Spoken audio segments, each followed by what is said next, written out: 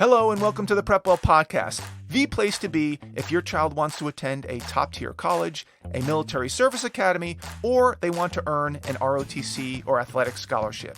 I'm Phil Black, your host, and my job is to prepare you and your child for this amazing journey. So sit back, buckle up, and prepare to out-prepare. Hello friends, and welcome back to the PrepWell podcast. In today's episode, I want to continue on our journey toward helping students think about what they might want to study in college, also known as their intended major, and by extension, what they might want to do for a job or in a career. And I would say that this episode is certainly relevant and useful for 9th and 10th graders, but I think the primary beneficiaries of today's recommendations will be 11th and 12th graders. They are the ones who will soon need to pick an intended major on their college applications. They are the ones who really need to put some thought into these questions and have a plan as to how they arrive at an answer. And just a quick heads up for those of you just joining us, your child will be asked in every college application what they intend to major in. And while on the surface, this may look like an innocent and easy question to answer, it can have significant consequences. For one, your major choice will play a role in how competitive you'll be at said college. If you pick a super popular major like computer science or psychology or business, you should know that you'll be vying for a spot against possibly thousands of other students who have picked the same major. So statistically, you may be at a disadvantage right off the bat. In addition, if you choose a major which you have shown very little interest in during high school, you'll have some explaining to do. For example, if you select computer engineering as your major choice, mostly because you think it's an up-and-coming field, maybe your uncle told you that computer engineers make a ton of money, but your track record in high school is absent anything related to computer engineering or computer science or computer anything, then they will raise an eyebrow and wonder if you really know what you're getting yourself into. And that is not where you want to be. You want to make your major choice look like an obvious choice based on your body of work during high school. For example, if you selected English as your major choice, and during high school you started a book club, you won several essay contests, you ran yearbook, you were the editor of the school newspaper. You had several articles published in legitimate magazines. Maybe you ran a popular blog page. You did some English tutoring. You scored a perfect 800 on your verbal SAT section. This will make it very easy for your admissions officer to get behind your application. Because for lack of a better phrase, you've put all the pieces together for them in a very coherent way. You've connected all the dots, if you will. So once again, one of the keys to differentiate yourself in the college admissions process is to select an intended major that reflects what you care about most, and hopefully what you have evidenced over the last few years by how you've spent your time.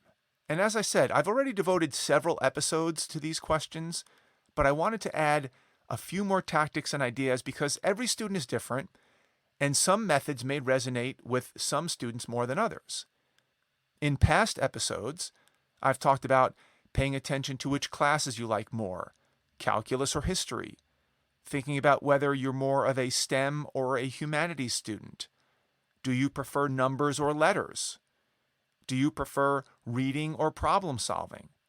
I've talked about joining school clubs that seem to pique your interest. I've recommended watching TED Talks or listening to podcasts related to your interests. You can certainly try to get a part-time job or a full-time summer job or an internship in a field that you might find interesting. I've talked about shadowing sessions.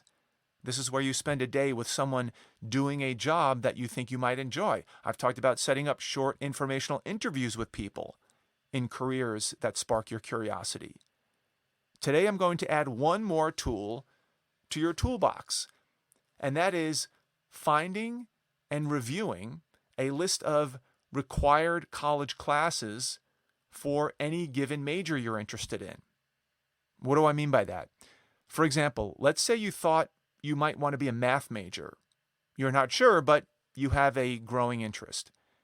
You would go online, like right now, and look up, typing, what classes are required to be a math major in college, return.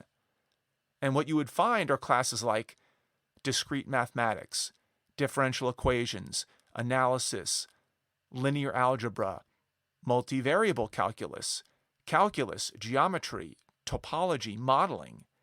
And you would sit back and think to yourself, do any of these subjects look familiar or interesting to me? If so, am I excited to learn about them? Now, you may not know right off the bat what these subjects are all about, but if you double-click each one and get further information about what they're all about, are you intrigued?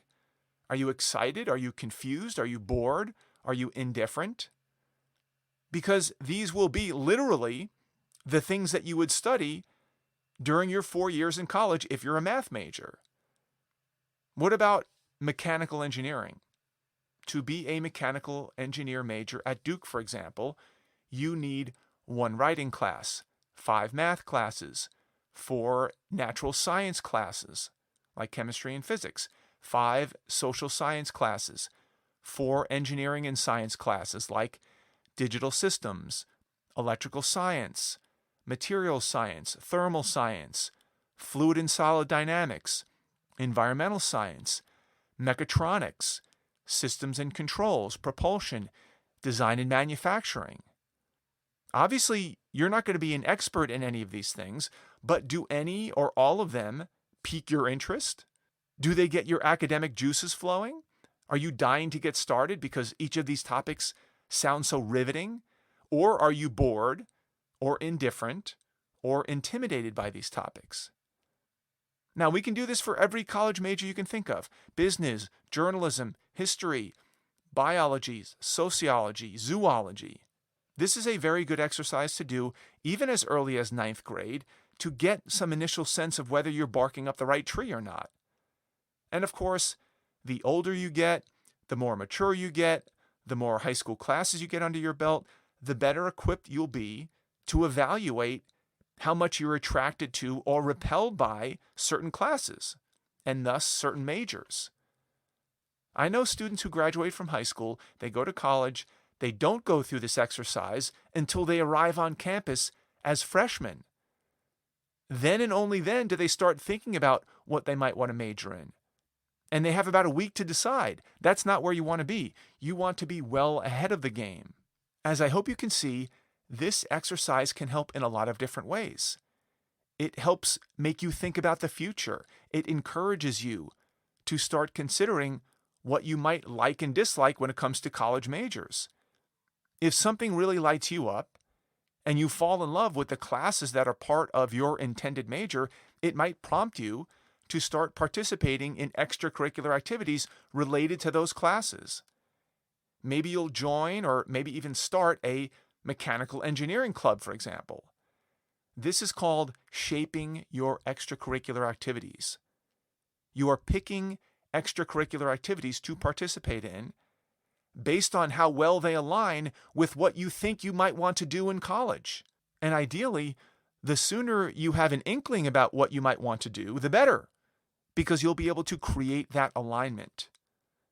Now, this is not always as easy as it sounds. For one, many students have no idea what they want to do, and I can appreciate that. But I don't want you to use that as an excuse not to explore your options. If you have no idea what you want to do, and all you do every day is go to school, play your sport, go home, play video games, you're not giving yourself a chance to think about what you might want to do. You're not giving yourself a chance. Are you unsure about what you want to do because there are so many great options to study that you're overwhelmed? Or because you're lazy and haven't really thought about it very much?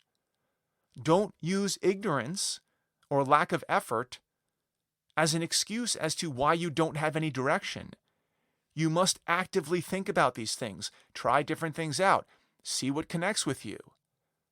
And by the way, don't be surprised if you think you like a certain topic or subject or major, and then you look into it a bit more, only to find out that it really wasn't what you thought of after all. That's not a failure. That's actually a big win. Even though you didn't immediately fall in love with the first thing you thought you might like, you still tried. And guess what? Now you know better. And now you move on to the next thing. It's much better to explore these avenues now when you're in high school than when you get to college and get locked into a major that you wind up disliking. Do some due diligence now. Try to get closer to what you think you might want to do. It doesn't have to be perfect. You don't have to know exactly what you want to major in or what you want to do for a job. But if you've made any progress, you're going to be way ahead of the curve. Try to enter college with a solid idea of the type of work, the type of study, maybe even a career you might want to pursue. Now, things may change once you get to college, but I'd really like you to go in with an initial game plan. And as I said at the top, college admissions officers will appreciate the fact that you've put some time and energy trying to figure out what you might want to do with your life, and that will be demonstrated in your application. It also gives the admissions officers a spot to put you in the class, whether it's as an engineer or a philosopher or a language expert or a musician or something else. Help the admissions officer out. Paint them a picture of who you are, where you think you're going, and what you've brought to the table to come to this conclusion. Going through this exercise and coming up with a tentative plan, or even a solid plan, will give your extracurricular activities more weight. It will help justify your intended major. It will help you write your Common App and supplemental essays. It will help your teachers write impressive letters of recommendation. It will help you in your interviews. It will give your application the substance and depth that it will need in today's highly competitive environment. So please give it a try. That's all I've got for you today, folks. Thank you for tuning in. Thank you for your continued support. In case you didn't know, this podcast supports PrepWell Academy's online mentoring program, the bread and butter, where high schoolers and their parents receive weekly videos from me where I break down important topics and give timely advice about college admissions, particularly for top-tier colleges, for service academies, and for ROTC and athletic scholarships. Many parents who listen to this podcast already have their high schoolers enrolled in PrepWell Academy, which is great. If you don't yet, please consider enrolling them. Registration is only open during freshman or sophomore year. After that, we no longer accept new students. So if you have a freshman or sophomore in high school and you like what you're hearing in these podcasts, and you'd like to get more content like this, tailored specifically for your child, for their specific grade, and with their specific goals in mind, go to PrepWellAcademy.com and enroll today. If you know a parent with a middle schooler or high schooler that might find this helpful, please share the episode with them and give us a rating if you have a moment. Word of mouth and positive ratings help our podcast reach a much wider audience. If you have questions, comments, or an idea for an upcoming episode, please reach out to me by email, DM me on Instagram, check out our blog, our Facebook page, connect with me on LinkedIn. I would love to hear from you. Until next week, goodbye, good luck, and never stop preparing.